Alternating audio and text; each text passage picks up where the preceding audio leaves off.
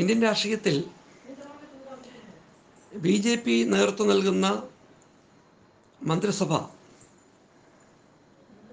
ഇനിയൊരിക്കലും ഇന്ത്യയിൽ ഉണ്ടാകാതിരിക്കണമെന്ന ഗൗരവതരമായ രാഷ്ട്രീയ മുദ്രാവാക്യത്തെ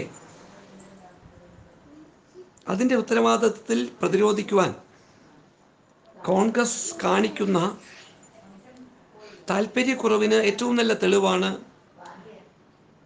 കർണാടക സംസ്ഥാനത്തെ തെരഞ്ഞെടുപ്പ് രംഗം.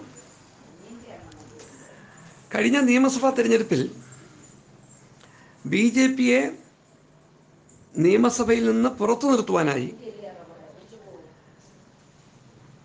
ഗൗരവതരമായ രാഷ്ട്രീയ പ്രചരണം നടത്തിയ വ്യക്തിയാണ് ശ്രീ പ്രകാശ് രാജ്.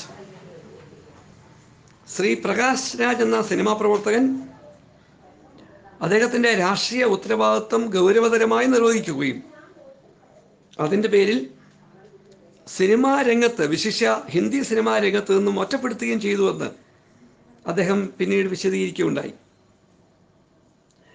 ഇപ്പോൾ അദ്ദേഹം കർണാടകത്തിൽ ബാംഗ്ലൂരിൽ വളരെ പ്രധാനപ്പെട്ട ഒരു പാർലമെൻറ്റ് മണ്ഡലത്തിൽ മത്സരിക്കുകയാണ്. ഇന്ത്യയുടെ ജനാധിപത്യ രംഗത്ത് കറുത്ത പാടുകൾ തീർത്തുകൊണ്ടിരിക്കുന്ന BJPയുടെ പിന്തുണയോടെ ബാംഗ്ലൂർ നഗരത്തിൽ തന്നെ കൊല ചെയ്യപ്പെട്ട ഗൗരി ലങ്കേഷ്, ഗൗരി ലങ്കേഷിൻ്റെ പ്രിയപ്പെട്ട സുഹൃത്ത് ശ്രീ പ്രകാശ് രാജ്, അദ്ദേഹം അവിടെ മത്സരിക്കുമ്പോൾ അദ്ദേഹത്തിനെ തോൽപ്പിക്കുക എന്ന രാഷ്ട്രീയ ധർമ്മം നിർവഹിക്കുവാൻ BJPയോടൊപ്പം സ്ഥാനാർത്ഥിയെ നിർത്തിയവരാണ് കോൺഗ്രസ്സുകാർ.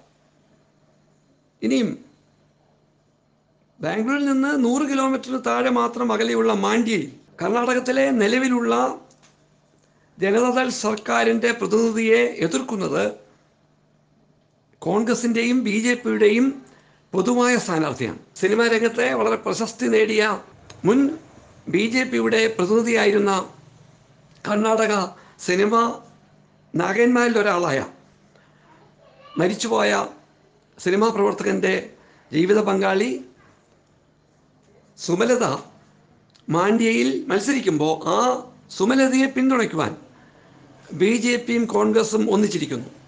ഇവിടെയാണ് കോൺഗ്രസ് എപ്പോഴും എക്കാലത്തും BJPയെ എതിർക്കുവാൻ, RSSൻ്റെ പ്രത്യയശാസ്ത്രങ്ങളെ പ്രതിരോധിക്കുവാൻ മടി കാണിക്കുന്നവരാണെന്ന് തെളിയിക്കുന്നത്. കോൺഗ്രസിൻ്റെ BJP വിരുദ്ധ രാഷ്ട്രീയം പലയിടങ്ങളിലും നിരുത്തരവാദപരമായി തീരുന്നു എന്നതിന് തെളിവാണ് തിരുവനന്തപുരത്തു നിന്നും പാലക്കാട് നിന്നും ഒക്കെയുള്ള വാർത്തകൾ. BJPയുടെ ശക്തി തെളിയിക്കുവാൻ അവസരങ്ങൾ പാർത്തിരിക്കുന്ന തിരുവനന്തപുരത്തെയും പാലക്കാട്ടെയും RSS പ്രവർത്തകർക്ക് ഊർജം നൽകുന്ന തരത്തിൽ കോൺഗ്രസ് പ്രവർത്തകർ തന്നെ അവരുടെ ഉത്തരവാദിത്തങ്ങൾ നിർവഹിക്കുന്നില്ല എന്ന് നമ്മളെ ഓർമ്മിപ്പിക്കുന്നത് കോൺഗ്രസിൻ്റെ തന്നെ സ്ഥാനാർത്ഥികളാണ്.